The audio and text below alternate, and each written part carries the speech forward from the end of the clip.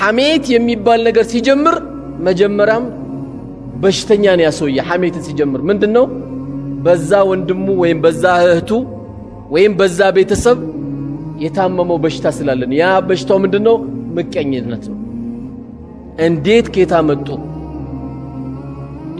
አንተ አላህ ለወንድም የሰጠው አንተ ጋር መጥቶ ካልኩሌተር ይዞ የሳም መስራት አለበት እንዴ አላህ ይጨምርለት ምን ጅማልት ያለበት ለዚህ ነው እኮ ማሻአላህ በሉ የተባለው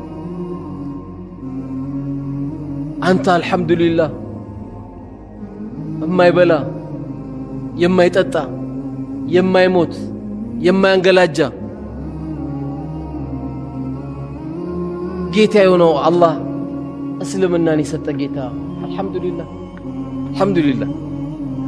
በምን ይለካል ኒዕመተ الاسلام በምን ይለካል አውርተን ማንጨርሰው እኮ ጸጋ ያለበት ነው አውርተን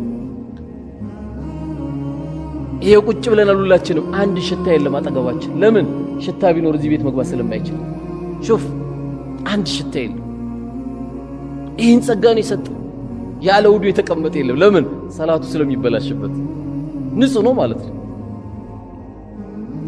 ጀናባው ነው አልገባም ሻወር ታጥቦ ነው የመጣው ይሄን ኒዕመተ الاسلام አላህ ሰጠው ዳሩ ሰላም የሚል ትልቁ የሰላም አገር ደግሞ ጠብቃቸዋለሁ እያለ ነው አላህ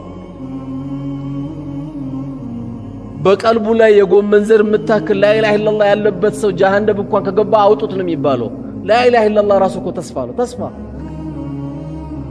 በእኛ ሰላት ባንገባ በአላህ ረህመት ግን እንገባለን ከጅላለን ከጌታችን ይሄን ትልቅ ጸጋ ከሰጠ አልহামዱሊላህ ለምን አንተ ፈርማ አይደለም እስላምን አላህ ይሰጠ አላህ መርጦ ነው እስልምናን ይሰጠ ይሄንን ጸጋ ሲሰጠን በወንድሞቻችን ላይ መመቅኘት አናቆም አንዳንዴ እንትና ምን ሆነ እንትና ምን ሆነች ለምን ታመመች ተብሎ እኮ ከሥራ ውጭ የሆኑ ሰዎች አሉ በመቀኛ ከዛም ከጠንቋይ ከዚህ ከአድባር ከዚህ ከቆሌ ከጅኒ ያርገው አስተብትበው አፍዝዘው አልጋ ላይ ጣሉት ሰው እኮ ስንት አለ አንድ ማህበረሰብ በሰላም እንዳይኖር ከሚያደርጉ አንዱ ጠንቋይ ነው በየመንደሩ ተደብቆ ይኖራል ሰዎች ሲያያቸው ሸኾች ይሏቸዋል አጭበርባሪ ሸኽ ትዳርን የበተነ ምን የመሰለ የሚሯሯጥ የነበረው ልጅ አፍዝዘው ያስቀመጠ በሚበላ ሰጠውት በሚጠጣ ሰጠውት በልብሱ ቋጥረውበት ስንቱን ከሥራ ያወጣሉ ከማን ጋር ተባብሮ እዛ ሲሰራ የተበሳጨበት ጎረምሳ ለምቀኛው ያ ምቀኛ ጠንቋይ ቤት ሄዶ አሰርቶበት ነው ስንቱ ከሥራ ይወጣል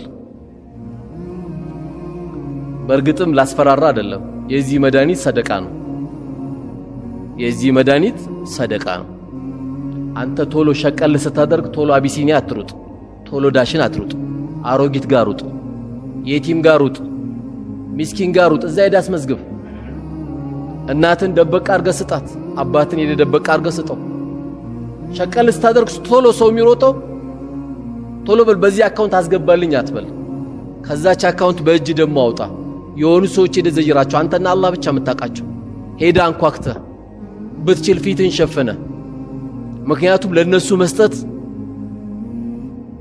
ኩራት አይደለም ስጦታ ነው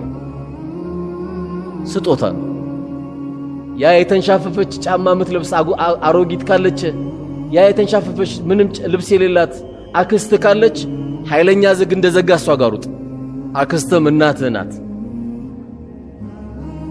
ይህን ካረክ የዓለም ህዝብ ሁሉ ምቀኛ ሆኖ ጀማ በግሩፕ ቢመጡ ሰላማዊ ሰልፍ በአንተ ላይ ቢመጡ والله يقولوا إن الناس لو اجتمع على أن ينفعوك بشيء لم ينفعوك إلا بشيء قد كتب الله عليك يسول ልጆች ሁሉ አንተን ንጉዳ ብለው ተሰባስበው ቢመጡብ አላህ ትጎዳለ ብሎ ካልጻፈ ማንንም አይጎዳ ማንንም አይጎዳ አላህ የጻፈብህ አይቀርም ጣሊያንም ሄደህ ብትታከም ጀናዛ ይመጣል ከጣሊያን ካለ ትመጣለህ አይደለም እዚህ በጥቁር አዝሙድ ትድናለህ ካለ ጥቁር አዝሙድ ውጣ ትነሳለህ 1000 ዶክተር ስላየም አድንም አንድ ሰውም ብቻ ስላከመም ደግሞ አትሞትም አላህ የጻፈው ካለ እዛች ላይ የቀረችው አንድ ማንኪያ ኩባያ ካለች ትጨርሳለህ፣ ትሄዳታለህ። ገና ነው ካለ ደግሞ ትቀጥላለህ። ማንም አንተ ሉግዳ ቢል ወላሂ መጉዳት አይችልም። ቢጎዳማ ስንቱ ይጨርስ ነበርኩ።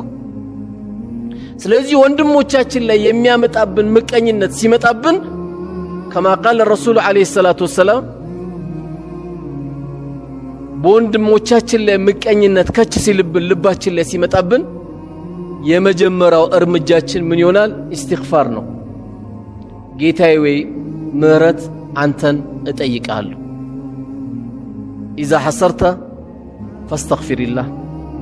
ወንድሞች ላይ ምቀኝነት ከች ሲልብህ አስተግፊሩላህ ጌታዬ፣ ሰጪው አንተ አይደለ እንዴ?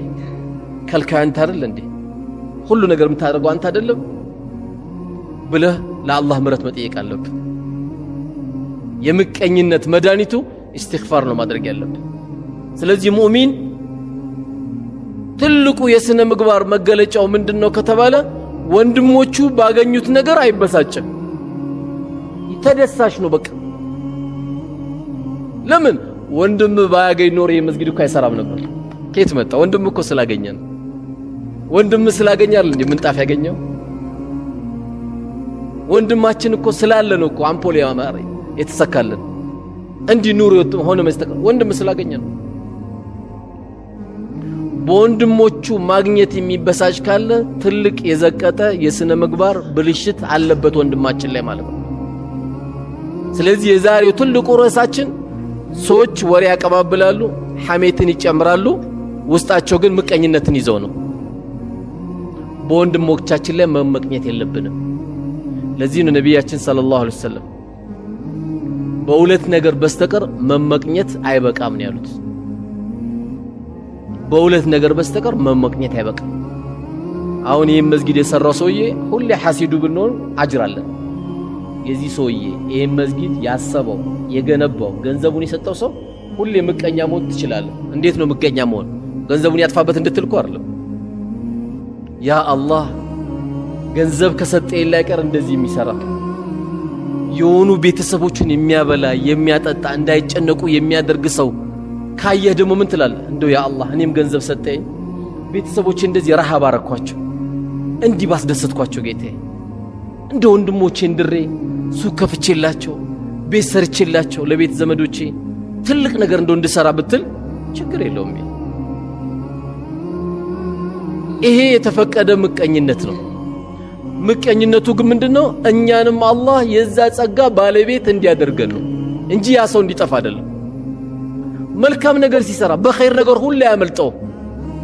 ያው በኢትዮጵያ ዳዋ መልካም ነገር የሚመርጣቸው ጥቂት ሰዎች ናቸው።